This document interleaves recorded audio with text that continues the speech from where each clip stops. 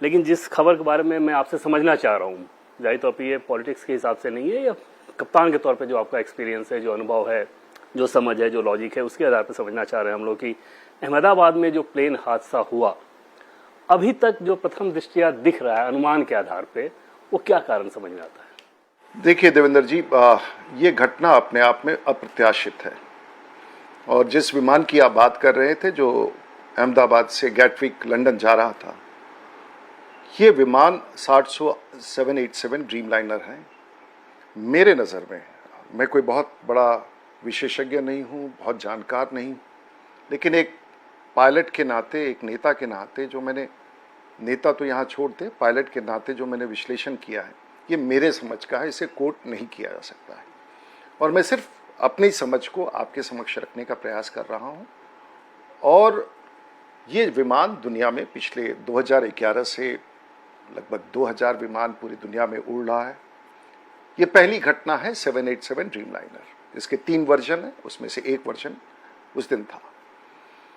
और ये गिर नहीं सकता है, ये इस प्रकार की घटना नहीं हो सकती, ऐसा हमारा मानना है। गिर कैसे सकता है, ये सवाल पूछेंगे कि रूडी जी फिर तो गिर ही गया है, गिर कैसे सकता है?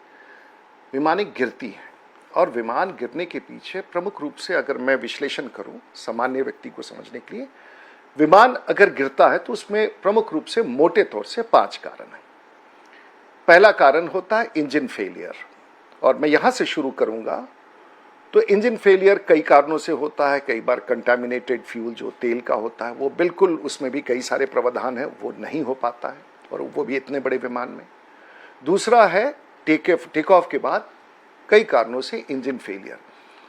ऐसा होना कि दोनों इंजन एक साथ फेल कर जाए, ये लगभग असंभव है। ये तभी होता है, जैसे हडसन में आपने देखा, एक विमान जिसमें 40 की 40, 100 पक्षियां घुस गई हों, ये भी असंभव है। कभी कभी बिरले धरती पर होता है, तो बर्ड हिट से भी इंजन फेलियर होता है, लेकिन एक साथ दोनों इंजन फेल कर जाए, इसकी संभावना लगभग 0 तक ही है। अब अगर इंजन फेल करता है, तो मैं सिर्फ आपके दर्शकों की जानकारी के लिए कि आज हर विमान में 2 इंजन होता है। एक इंजन अगर ठीक हो तो आपके उस पूरे यात्रा को समाप्त करके आपको घर तक पहुंचाने के लिए पर्याप्त है। तो दूसरे इंजन की कोई ऐसी जरूरत नहीं है? लेकिन दुनिया भर में आपके हमारे विश्वास के लिए 2 इंजन रखे जाते हैं, और दोनों साथ चलते हैं, ताकि अगर एक इंजन किसी परिस्थिति में खराब हुआ तो दूसरे इंजन में इतनी ताकत है कि पूरी यात्रा समाप्त करके ले आए। उदाहरण स्वरूप, अटलांटिक के ऊपर पहले 4 इंजन वाला 747 जाता था। मानना था कि एक खराब होगा महासागर पर तो दूसरा ऑन कर लेंगे, दूसरा खराब होगा तो 2 से चला लेंगे। अब ट्रांस अटलांटिक में भी जो भी बड़े विमान है, चाहे 777 हो या 787 हो, ये सब में मात्र 2 इंजन है। और ये मान करके जो लोगों ने मैन्युफैक्चर किया कि एक इंजन से भी हम अरब सागर या प्रशांत सागर पार कर सकते हैं। तो ये स्पष्ट होना चाहिए कि एक इंजन भी विमान में पर्याप्त है, और एक इंजन पर वो तमाम चीजें की जा सकती हैं जो 2 इंजन पर विमान में होता है। शायद ये चर्चा अभी तक कहीं मैंने सुना नहीं है। उस ताकत में मेरा ऐसा मानना है कि इंजन फेलियर का कारण नहीं। इंजन फेलियर अगर ऐसा हो कि कोई सुसाइडल मिशन पर हो कि वो इंजन ही बंद कर दे, तो उसका तो कोई उपाय नहीं है।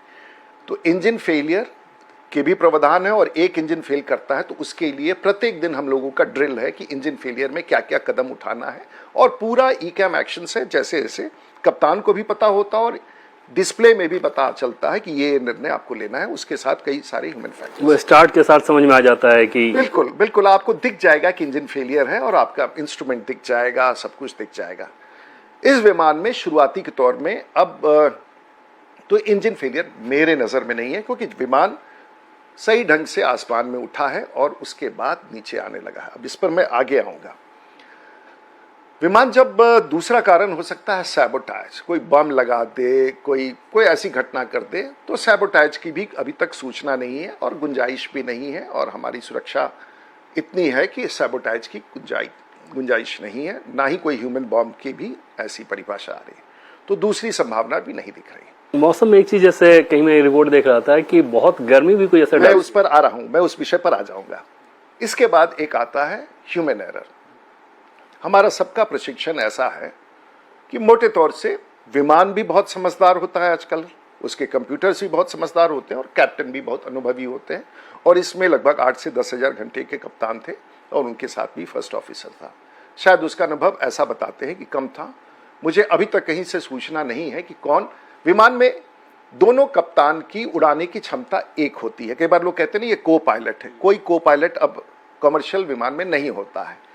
किसी एक सेक्टर में एक पायलट मॉनिटरिंग होता है और एक पायलट फ्लाइंग होता है। हो सकता है कमांडर पायलट मॉनिटरिंग हो जाए और दूसरा पायलट फ्लाइंग हो जाए।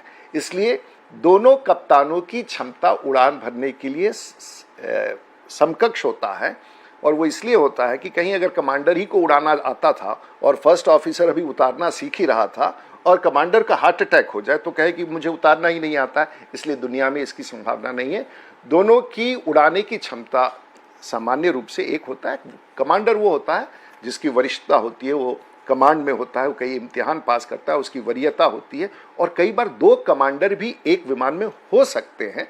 एक पायलट फ्लाइंग है जो एक्चुअली उड़ाता है और दूसरा पायलट मॉनिटरिंग है जो सब कुछ देखता रहता है, और दोनों में आपस में संवाद होता है। मैं मान के चलता हूं कि इस विमान में कमांडर ही पायलट फ्लाइंग थे।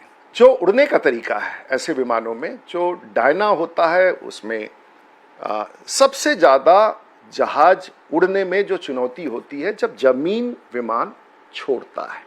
जो क्रिटिकल पावर उस समय एक गति पर पहुंच करके, एक ताकत पर पहुंच करके, जब हम स्टिक को उस बिंदु पर, उसके पहले अगर करेंगे तो वो गिर जाएगा, उस बिंदु को क्रॉस करने के समय ही हमको दूसरा जो मॉनिटर करता है वो कहता है 100 नॉट्स। जैसे मैं 320 उड़ाता हूं, ऐसे 100 नॉट्स मेरा क्रॉस चेक पावर, सबसे पहले पावर स्पूल अप करता है। तो अनाउंसमेंट मेरा जो देख रहा होता है इंस्ट्रूमेंट, वो कहता है थ्रस्ट सेट, यानी कि मतलब कि हमारे इंजन में पर्याप्त पावर आ गया है।